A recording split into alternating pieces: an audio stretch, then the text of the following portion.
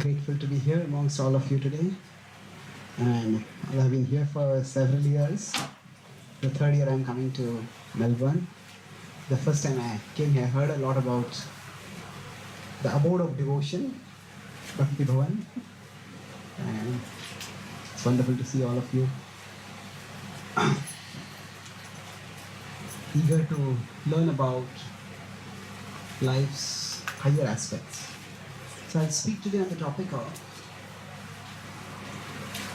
pursuing, I'll speak on the topic of freedom, precisely pursuing our loudest desires is not freedom. Pursuing our deepest desires is. Sometimes in this class, some children are very loud. Anytime a question is asked, they answer the loudest. Sometimes in a conversation, some people speak loudly and they dominate the conversation by that. Now, people who speak loudly may get more attention. They may dominate conversations. But just because somebody is speaking loudly does not mean that they are speaking correctly.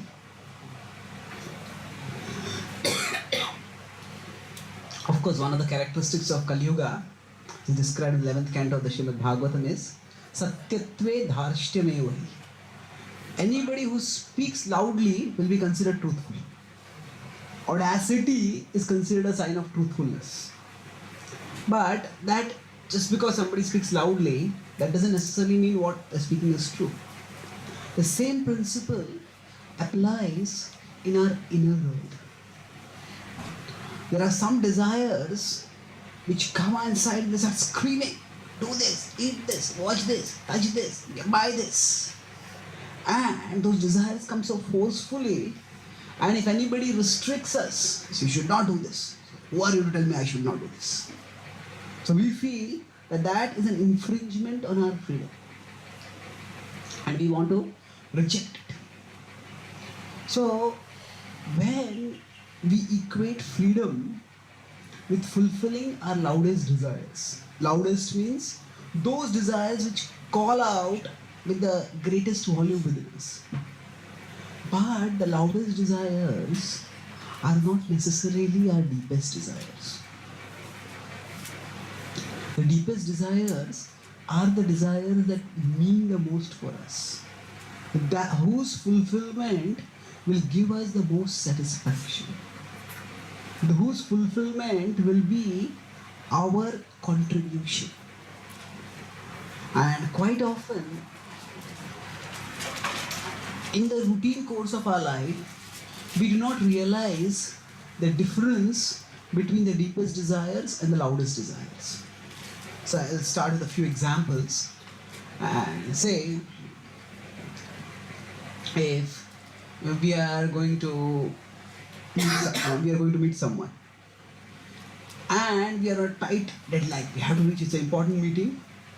Then if we are passing by a road, and on that road there's a hotel which sells our favorite food, and now if it's a very important tight deadline, just look at the hotel but don't pay much attention, you just go by. But if you're just casually going out for a drive, no specific purpose, no urgency, then when we go by, we look at it. Oh, hey, this hotel is there. It's food. Let me go and take it. So we'll go and take it over there. So psychologists say that there is a principle in human desire fulfillment which they call as propinquity. Propinquity basically means proximity or ease. So for example, if I am passing by my favorite hotel and I find that it's very crowded, that means if I have to get my favorite delicacy, say, then I have to wait for 45 minutes. Okay. Then I'll think, should I wait for 45 minutes? Should I not wait? Better for me, let me move on. Maybe some other time I'll take it. So when the desire just comes from the circumstance and And if the circumstance presents some obstacle, say, okay, forget it. But sometimes we may be somewhere else, but we get the desire. I want to go and eat it. Then even if it requires a 1 hour drive to go there, and after that 45 minutes we have to wait in the queue, still we will wait, because that desire is something which was there within us. So our desires may arise from the situation that we are in, and when they arise from that situation, then okay, if I can get it, I want it. If it's too difficult to get it, forget it. So these are circumstantial desires. So circumstantial desires, they arise from the situation, and if fulfilling them is easy, if fulfilling them does not require disruption of anything else in our life, we go ahead and fulfill them. So just a few months ago, I was in Silicon Valley in America. I spoke at Google. So there I quoted an experiment which was actually done in Google itself. They found that because it's mostly sedentary work software, so they were having a lot of problem with many employees becoming very obese, and the medical insurance bills of the employees was shooting up. So at the advice of some experts, they decided that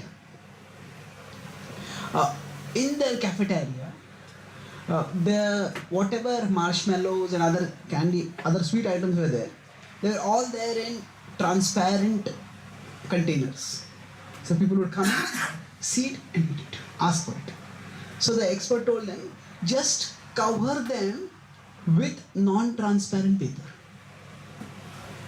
And when they covered with non-transparent paper, they found that within 6 months, next 6 months, almost 35% of the sweet item sales went down.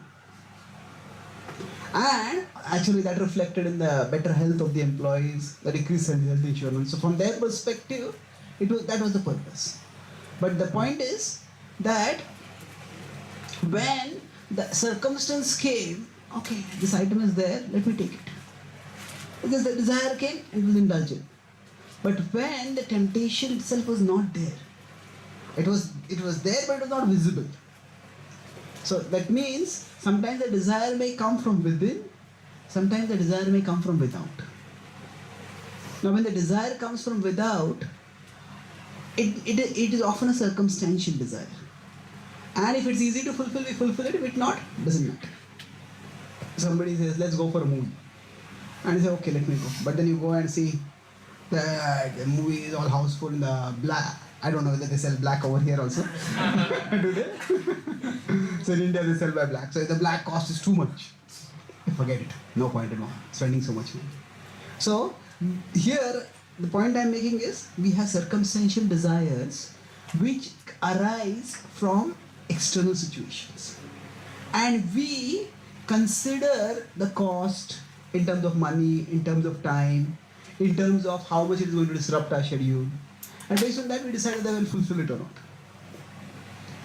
When the desire is coming from outside, we don't immediately fulfill that desire. We consider the cost and then decide whether it's worth it or not. Actually, we need the same discretion when the desire comes from inside. Because everything that is inside me is not me. Everything that is inside me is not me. What this means is, we all have experience that sometimes we do things, we speak things, and then we regret, hey, why did I do that? Because some people, they just speak things and try to catch the, I didn't want to speak that, cover the mouth. But the words are already gone out. I didn't want to speak that. So, we all do some things which we regret afterwards. I shouldn't have done that. But at that time, we felt like doing it. It was not that somebody forced us to do it. Something within us said do it, and we did it. So, if at that time I felt like doing it, now I'm not feeling like doing it. Now I'm asking, why did I do that? So then what is happening here? There is some difference between the I who wanted to do it and the I who is asking, why did you do it? So the Bhagavad Gita explains that the I within, from a functional perspective, is not one I. One of the most intriguing and puzzling verses of the Bhagavad Gita is Uddharedātmanātmānam nātmānam avasadayet Atmaiva ya atmano bandhur Atmaiva ripuratmanaha. It says, if you look at the literal translation, elevate the self with the self, don't degrade the self with the self. Because the self is the friend of the self and the self is the enemy of the self. So what is the self? So what is Krishna saying actually over here? Śrīmad Prabhupada explains that the self, one Atma here refers to the mind, the other Atma refers to the soul. So the mind is an agent or a force inside us which is largely a product of the impressions that we have cultivated in the past. And that mind keeps proposing things. So a simple metaphor to understand the mind is like the software in a computer. If we have visited a particular site repeatedly, then if say somebody has visited NY Times to look at news, and as soon as N is typed, immediately the browser will give the autocomplete NY Times. So how does this happen? This happens because that's the default which has come from the past choices. So just as a software autocompletes certain things, similarly our mind is like a software. And our mind has certain default tendencies. And these default tendencies are determined by our past impressions, and especially by the past impressions which have become attachments. So, hunger is a need, or food is a need of the body. Hunger is a natural expression from the body of that need. But when I feel hungry, now what food do I desire? That will vary. So hunger leads to food, a need for food, that indicates.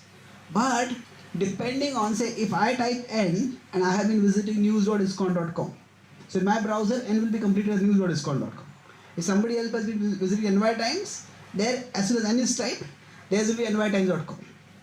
If somebody has been in New Zealand and there is NZ Herald, as soon as they type N, it will be completed as NZ Herald.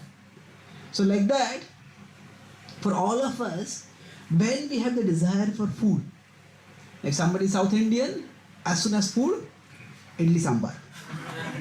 Somebody is a Punjabi, paratha. Somebody is a Maharashtrian, vada pav. Now, all of us, somebody is maybe a fan of Italian food, maybe pizza. Different people, so it's the desire for food is the same. But which food is desired, that varies. So what determines this variation? This is the past default which is being set in the mind by our past choices. Now sometimes what the mind proposes may not be what we want to do. I may decide, I don't want to eat this food because I got cough and this causes cough. But if that is the food I have eaten repeatedly, that thought will come immediately in my mind. And when it comes immediately in my mind, unless I deselect it, if I type N, NY Times comes. Unless I deselect it, it will be there. So the point I am making here is that the desires that pop up from within, they are not necessarily our desires. Just like somebody says, come on, let's go and eat this food over here. Okay, we'll consider, should I go? What all do I have to do? Should I do this? Should I not do it? We'll consider that. So similarly, we need to consider when some desire comes from within. Should I fulfill it? Should I not fulfill it? That means we have to evaluate even what comes within. Usually whatever comes within, we think it is my desire. But it is not necessarily our desire. It is simply a desire which is proposed by the mind. And because the mind is inside us, we tend to identify whatever is inside us as us. And we identify with that desire as our desire. So when Krishna is saying, elevate the self with the self, don't degrade the self with the self. For the self is the friend of the self and the self is the enemy of the self. What his meaning is that when the desires pop up within the mind, then at that time, choose those desires which will elevate and avoid those desires that will degrade. Because the mind can be the friend if it proposes elevating desires, and it will be the enemy if it proposes degrading desires. So, in this way, if I understand that everything inside me is not me, this we can often see with respect to our emotions. Sometimes the same thing that I find irresistible today. I love my job, I love my career. Tomorrow, I find it unbearable. What kind of boss, what kind of colleague, such boring work. I don't want to do this. So the mind goes through huge waves of oscillation. And when it goes up, sometimes it's at the crest. Everything is so wonderful. It's like we jump into the highest levels of ecstasy. But the next day it goes a little tough. Just don't feel like getting out of bed also. Just want to be here. Forget everything else. So these moods that come within us, they are also a result of the mind. And to the extent we identify with these moods, to the extent they gain control over us. In the 14th chapter of the Bhagavad Gita, in text 21, 22 and 3, Krishna says that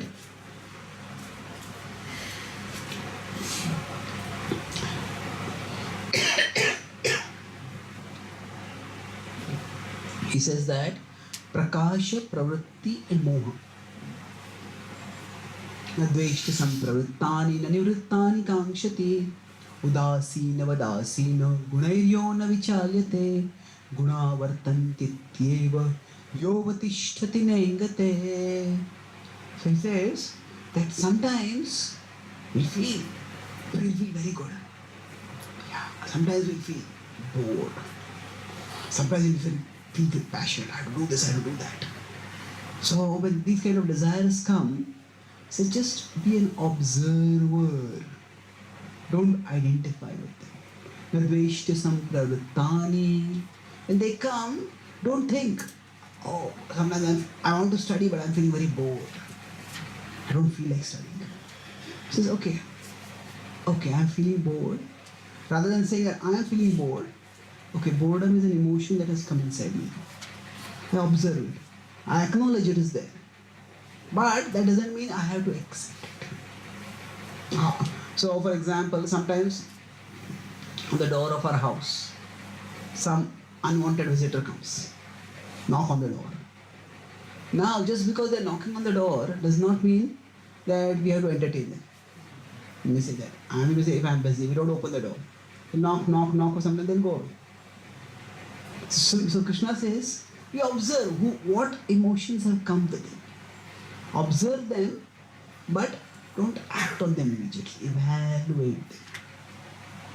How do we do this? For this, we have to understand that I am beyond these emotions. Udasina vadasina gunayo na vichalyate. Udasina means detached. There's a difference between being detached and being unconcerned. Being unconcerned means that one has no emotions involved with it. But being detached means one is not emotionally propelled. So in English there are two words. There's disinterested and uninterested. Disinterested means one has no particular vested interest. One is not going to take the side of someone. Uninterested means one has no interest in anything at all. So consider a cricket match.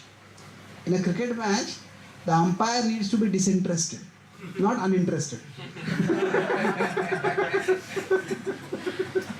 The umpire should not favor this team or that team. He should be disinterested. But the match is about to start, and then all the players appeal, how's that? I dozed off. No, an umpire cannot be uninterested. So, but it will be disinterested.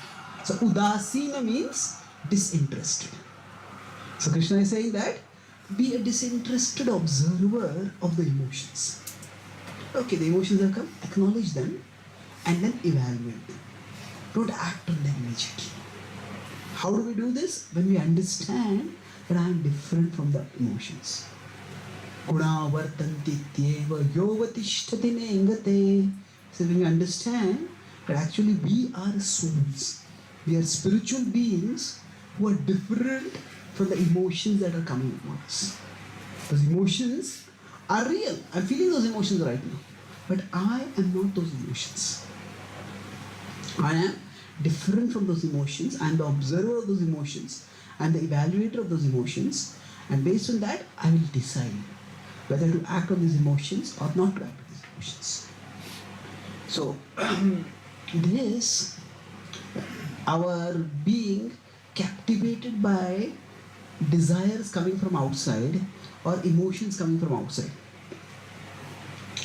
This is very much something we are vulnerable to in today's world. Because today's world is all about creating desires in people. The most prominent, one of the most prominent CEOs, founders of a company, he said that we can't afford to wait till people desire what we want to give them. We can't afford to wait. So we have to create the desires in people. So the whole advertising industry in a large way is a desire creating industry. It's a desire creating industry. And many companies, big corporate giants, nothing against them, this is just observation, but for them, their promotion budget is more than their production budget. How much they spend on promoting, that is sometimes much more. And it's so strange that sometimes there are pharmaceutical companies. They also have a huge promotion budget. And so people are sick. They will need the medicine. Why do you have to promote that? There are many sicknesses which are actually induced in people. Especially a lot of mental health issues. There are some people who have mental health problems. It is the 1960s that as life started becoming slowly a little faster, that was the first time in the 1960s that the whole concept of an antidepressant drug came up. And once it came up, there were some Hollywood stars who took it for the first time. So they call it tranquilizer. Makes me tranquil. They want to be tranquil so that they can make everyone passionate. They want to make everyone agitated with their action, with their romance, but for that they want to be tranquil.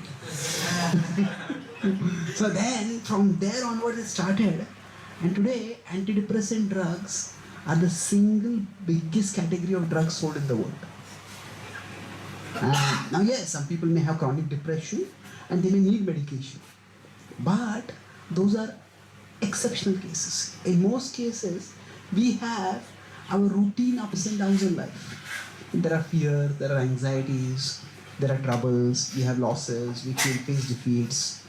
Now all these, when you try to medicate them away, then it is basically something which is a created disease to fulfill the need to sell the medicine.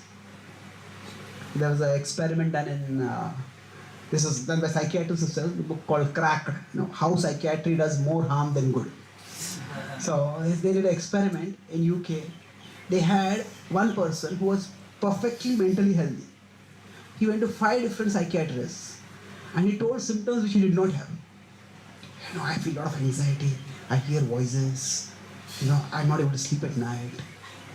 And the same set of symptoms he described, And all 5 of them, they based on those symptoms, they diagnosed him as having serious mental health problems. Now that's okay, but the real twist in the tale is, all 5 of them diagnosed him with 5 different mental health problems. So he had no mental health problem, but they diagnosed him, and each of them separate diagnosis. Why is this?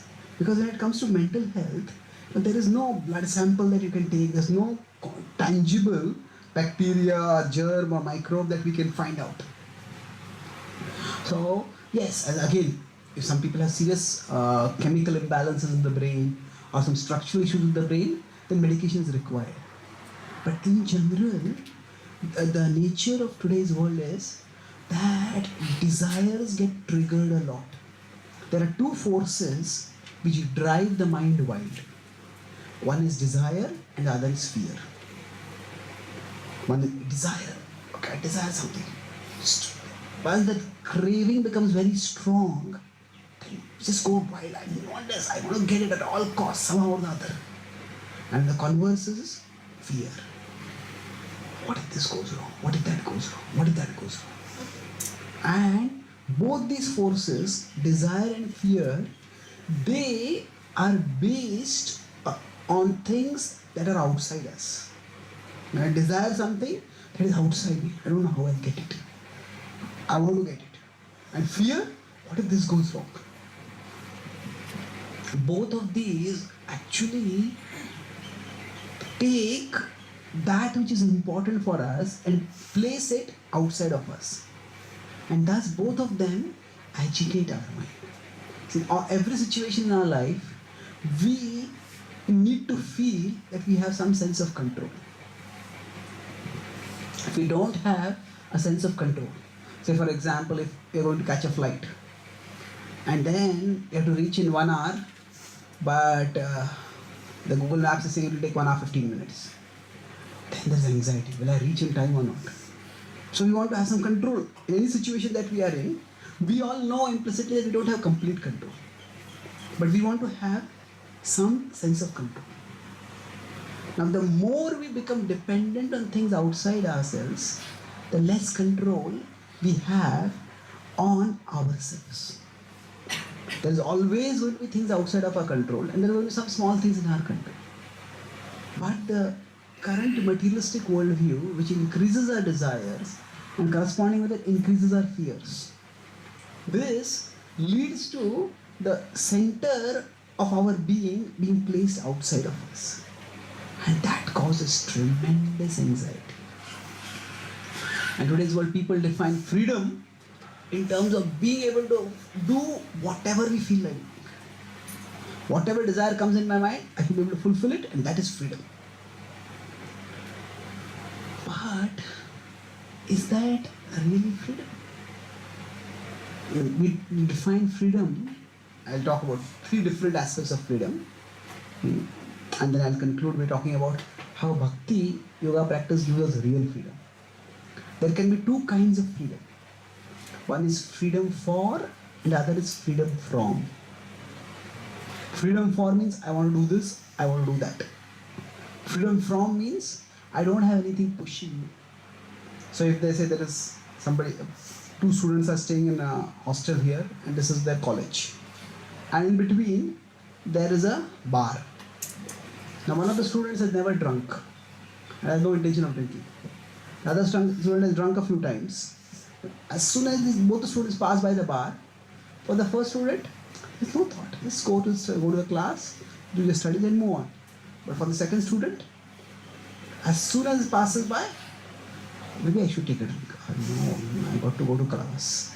No, I want to take a drink. Maybe I can take a drink and then go to class. The whole mind goes into that duality. So here what has happened? You may think freedom in terms of I have freedom to drink. Freedom for drinking I want it. Okay, that's fine. You can have that freedom. But there's another kind of freedom. Freedom from. Somebody doesn't have that desire only. Then they are free from that desire and they are free for doing something better. So within us a lot of desires that we consider to be our own desires. They're actually not our desires. They're desires that have just been induced from outside. There are desires which are thrust on us from outside of us, which we struggle to fulfill. And we struggle to fulfill, even after fulfilling, we don't get much satisfaction. The result of pursuing, this is my desire, I want to fulfill it. Okay, but you fulfill it, if that desire is superficial, the desire is not really based on what we want for ourselves, then the desire's fulfillment doesn't lead to fulfillment for us. Rather, that desire's fulfillment leads to aggravation of that desire. I want more. But the desire never leads to fulfillment. Because there's a difference between fulfillment of the desire and fulfillment of the heart. I may have some desire, I want to eat this food, I want to watch this movie, I want to go here. Okay, I may fulfill the desire. But does that lead to fulfillment of the heart? Our heart will be fulfilled when we are fulfilling the desires that are at the core of our heart, that truly matter for us. In today's world, we are bombarded with superficial desires, and they prevent us from moving forwards in our life constructively, towards doing that which is truly meaningful for us. So when you practice spiritual life, the purpose of practicing spiritual life is, at one level, to get the ability to process our desires. To get the ability to decide which desire is worth fulfilling and which desire is worth neglecting. Otherwise, we just get bombarded by hundreds and thousands of desires. Asha pashatair baddha kama krodha parayana ihante kama bhogartham anyayena artha sanchaya. Asha pashatair baddha. I have this desire, that desire, that desire. I want to fulfill it. But we just get bound by those desires. When I was in America, I had gone to Arizona. I was at a university over there. So one student has just become a devotee. He told me that his grandmother gave him an inheritance, like millions of dollars. He's just young, teenager, he got a huge inheritance. And that was the time when he just got into drugs. This huge inheritance, he's pursuing drugs, squandered it within 1 year. Not only did he lose the whole inheritance, but after that, he ended up in a de-addiction center. Somehow there he met devotees and now he has recovered. The point was that we often think of freedom in three terms. First is, I want to fulfill my desire. Nobody should stop me from fulfilling. Second is, I need the facility to fulfill the desire. So one facility is money. So now, if we have the resources to fulfill our desires, but we do not have the intelligence to know which desire to fulfill, which desire is worth fulfilling, then the resources to fulfill those desires can work against us. By those very resources which are meant to give us happiness, we actually end up causing distress to ourselves. And this is, psychologists have found this most strikingly with respect to time. Honestly, we all feel I don't have much time. I have very little time. But people want leisure. So psychologists have observed that when people get fears, worries, when does that happen? So it's after they've done their work, when they're having some leisure. So during our leisure time, our mind works overtime. During our leisure time, when I'm supposed to relax, now I want to enjoy life. And the mind is thinking, why did he say like that? Why did she look at me like that? What does that mean? What if this goes wrong? What if that happens? What if that happens? The mind starts imagining all sides of things.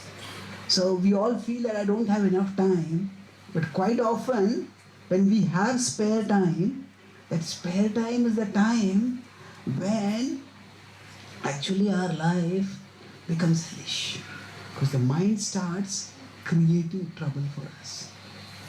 So we need not just the facility to fulfill our desire, we not just the resources to fulfill our desire, but we need the intelligence to understand which desires are truly worth fulfilling.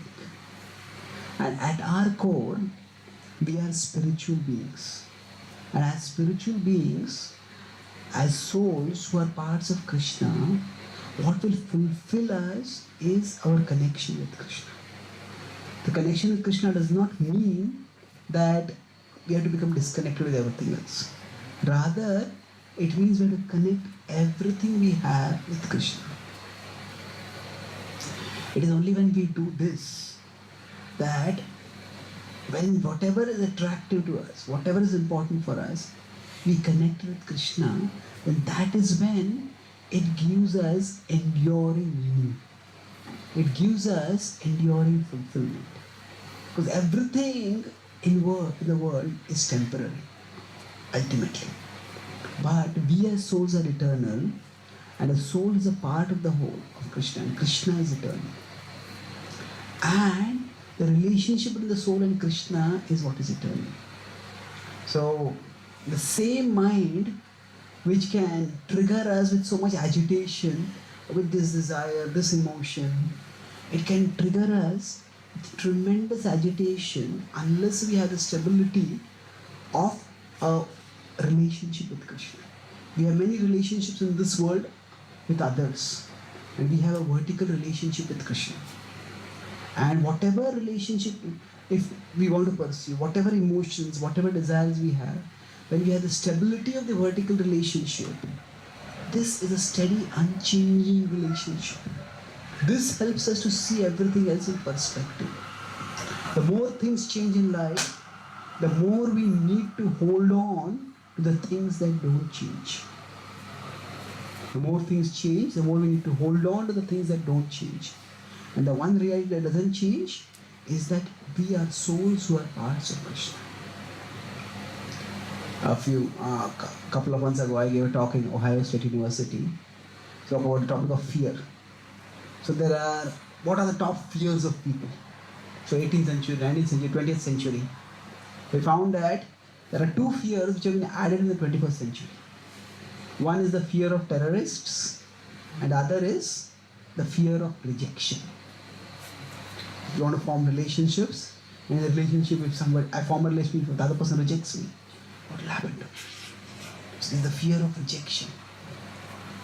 So in many cases, when relationships are formed without understanding what is truly important for you, then when the circumstantial emotions come up, then the relationships are formed at that time.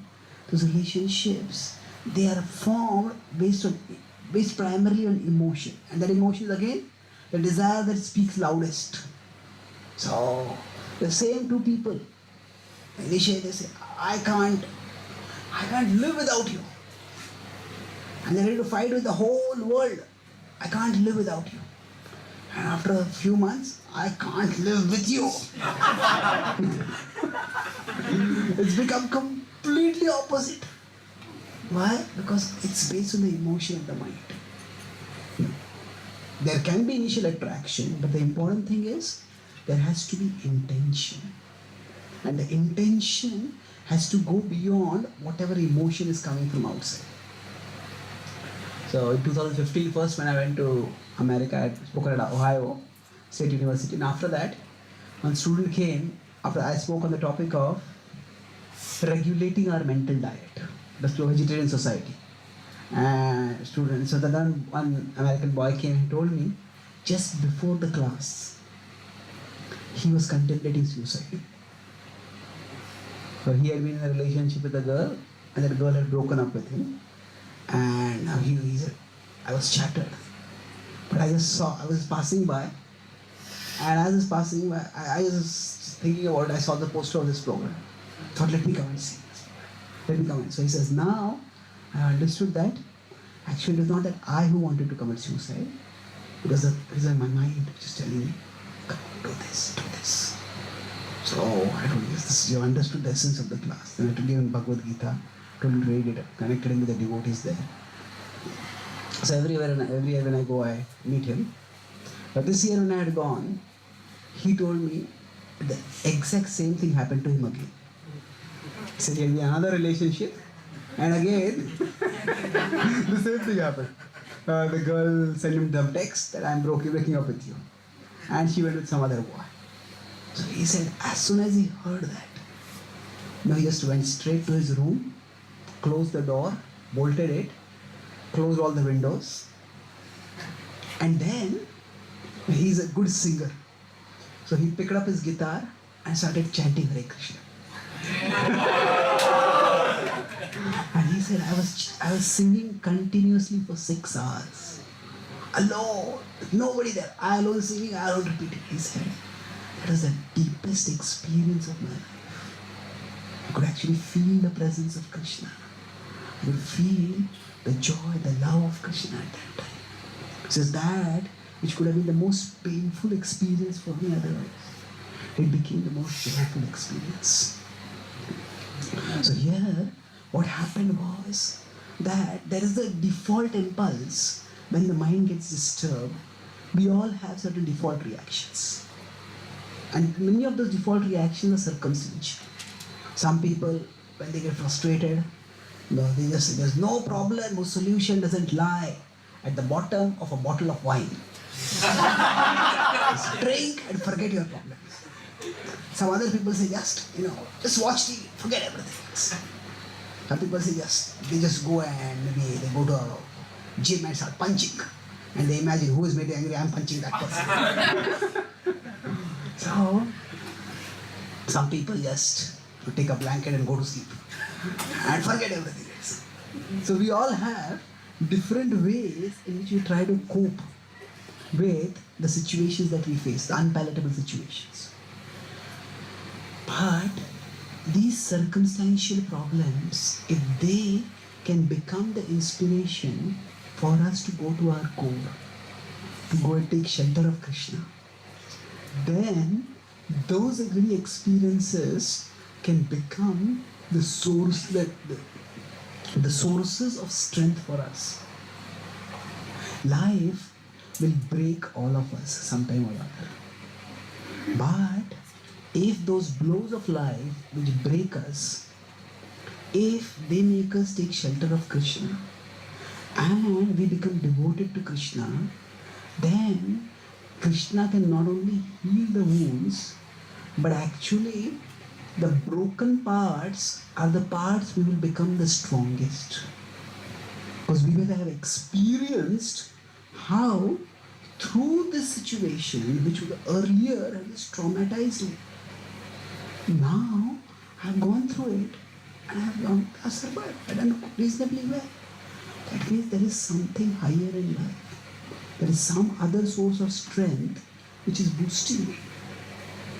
And when we understand this, then that is what enables us to experience the power of spiritual knowledge, of spiritual practice, of our spiritual connection with Krishna. So once we are rooted in our spiritual connection with Krishna, then either the circumstantial desires or the circumstantial fears. Circumstances when they can come externally or even internally from our mind. We won't get carried away by them. We will evaluate them objectively. We'll decide, okay, does this make sense? Should I do this? Should I not do it? We'll evaluate them with our intelligence. And thus, those desires which are the most important for us, we will be able to pursue them. Sometimes we may feel that, this practice in bhakti, it takes so much time. I don't have time. Yes, none of us has time. But then, although none of us has time, our mind takes the time of all of us. Now, if I go to a class and I greet someone as I enter in the class and that person just doesn't look at me, they snub me. I'm so angry. How dare you snub me? And next 1 hour I'm sitting in the class but revenge fantasies are going on in your mind. Next time in public, in front of everyone, I'll slap you. So what has happened? As far as my schedule is concerned, that 1 hour I was in the class. But in reality, I was not in the class. I was somewhere else. So, in our schedule, we have time for various activities. But we don't schedule any time for the mind. Because the mind can take time from anywhere. In our schedule, do we have any worry time? Every evening, 6:15 to 6:45 is my worry time. No, there's no time like that. But the mind keeps us worrying. So if we simply think of our time in terms of activities, we will feel like, yeah, I've got so much to do, and if I have to practice bhakti, that's one more thing to do. How can I do it? But actually bhakti is not just one more thing to do. Bhakti is the thing which will enable us to do better all the things that we are doing. Because in whatever we are doing, our mind distracts us. And say I'm sitting in a class for 1 hour, but my mind has gone wild because of anger, then I didn't hear anything that 1 hour. Then after that I'll have to study that once again. So that time will go. So if our mind is focused, a lot of our time will be saved. And the process of Bhakti Yoga, what it does is two things. First is it awakens our intelligence by which we start understanding what is important and what is not so important. So what is not so important is put it aside. Whether it is desire, whether it is fear, whether it is anger, whatever it is. We are able to discern and we are able to put down that which is less important. And secondly, our attraction itself changes. One is that the mind says something, come on, do this. But no, I know how to do this. It's not important for me. Second is, the mind stops proposing it. Because the mind itself changes.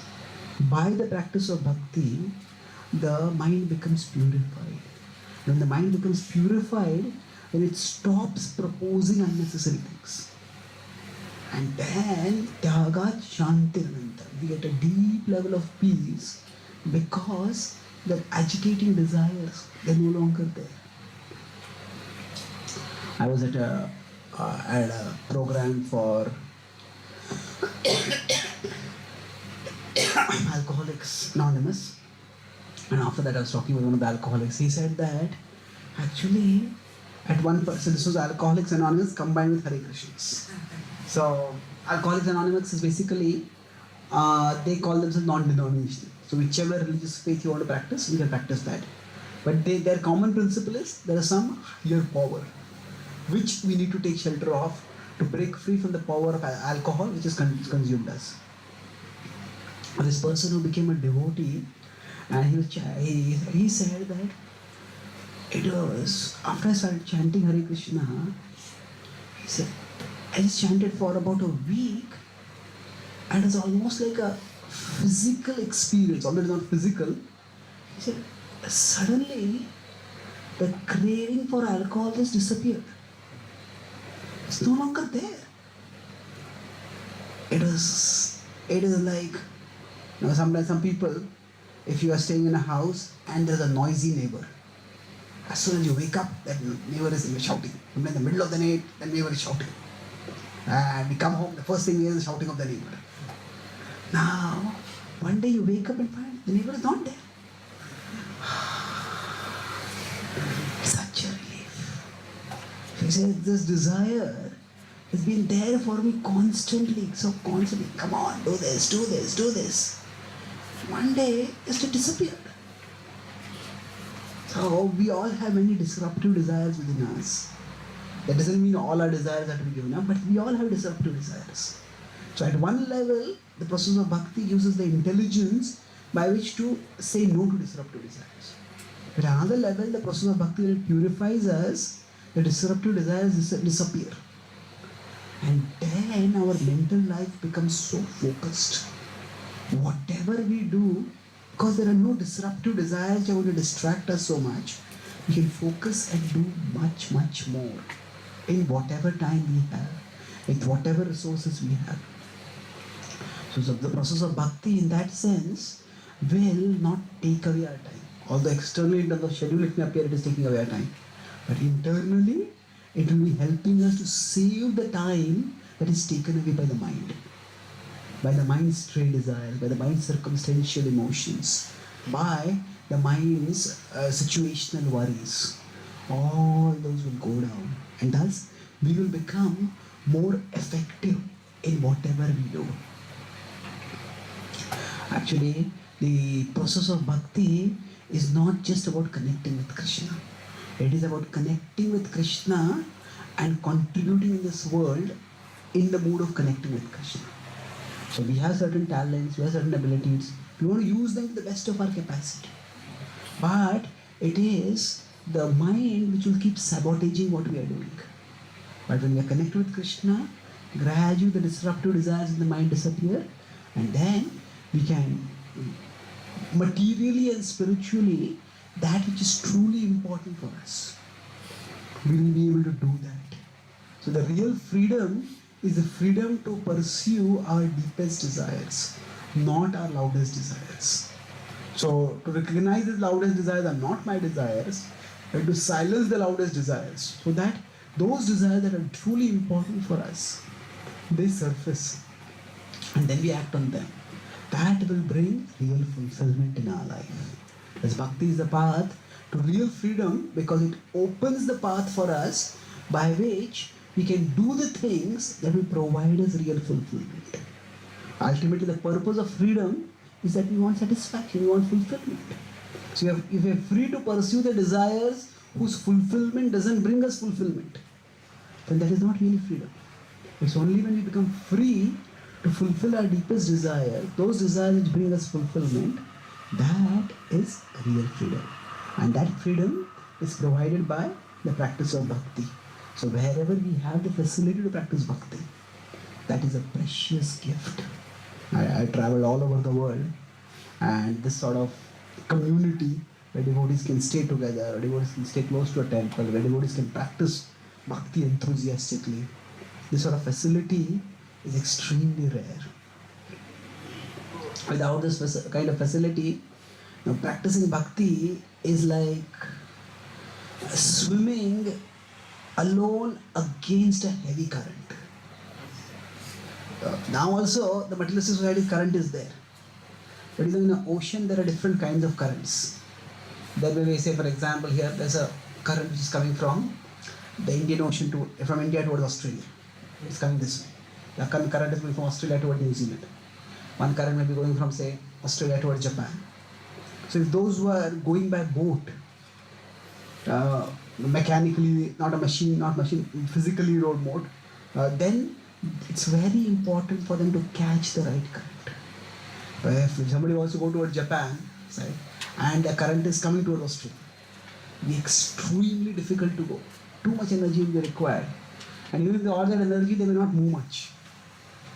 So if there is a current which is going in that direction, then if here the current is going towards Australia, if here the current is going towards Japan, it's coming over here, then moving will become much easier. Similarly, the general current of the materialistic world is towards material things, towards away from Krishna, towards making our loudest desire louder still. But if there is association of devotees, that is where the current of bhakti is there. And if we just place ourselves in that current, we will find moving much, much easier. So practicing bhakti anywhere requires determination.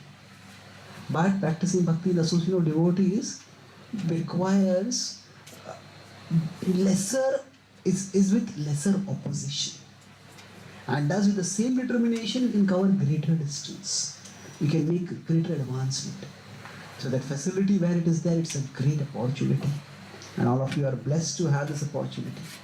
And I'm happy to have the opportunity with all of you and to share some of the principles of bhakti which I talk about all over the world. But even while talking, I know that many people don't have the facility to practice it. So it all depends on their individual initiative. But where the facility to practice is there, it's a great blessing. So it is said that Krishna's greatest blessing is to give us the opportunity for spiritual association. And our greatest intelligence is to use that opportunity.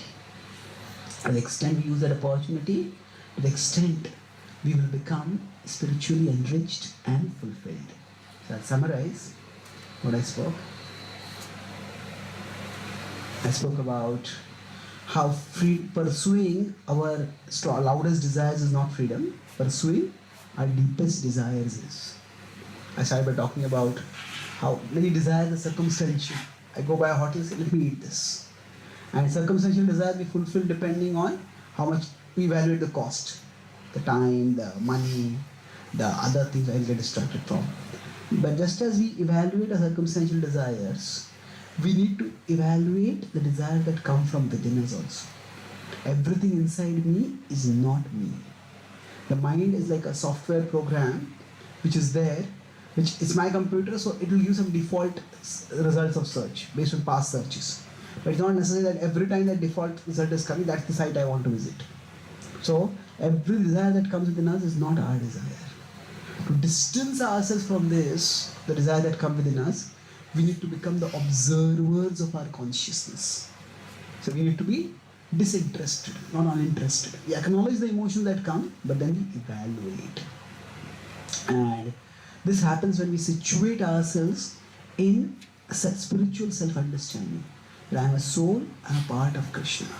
In today's world, with the advertising industry, there is huge propaganda to create desires within us and to get those desires to scream louder and louder, so that we become agitated. So the mind becomes agitated because of desire and fear. And quite often today the attempt to deal with mental problems which come from desire and fear through medication. That is simply a tool for exploiting. So if there are serious, unless there are structural or chemical imbalances, then the mental health problems need to be dealt by purifying our mind. So purifying our mind means understanding which desires are superficial and which desires are central. So the process of Bhakti Yoga, it basically helps us to understand ourselves, understand our desires, which are peripheral, which are central. So firstly, Bhakti gives us this discriminating intelligence by which we can reject the lower desires, and gradually it transforms us so that the lower desires stop coming. And when this happens, our default instincts itself change. Just as we have default desires that we try to fulfill, for pleasure, we have default ways in which we seek relief when we have problems. So somebody may drink, somebody may watch TV, somebody may go to sleep, somebody may binge and eat. Different people do different things. So I talk about a student who was suicidal at one point, and a breakup came up, and next time became absorbed in Krishna. So the default changed. The process of bhakti changes, first raises our intelligence and then changes our taste. And that way it empowers us from within. So it doesn't take our time, it saves the time that is taken by our mind. And by practicing bhakti yoga diligently, we understand what our deepest desires are. And materially and spiritually, we can channel our energies for doing that which will bring us fulfillment. And not just pursue desires whose fulfillment does not bring us fulfillment. That's why the freedom to pursue the desires that bring fulfillment, that is real freedom. And that is provided by the practice of bhakti.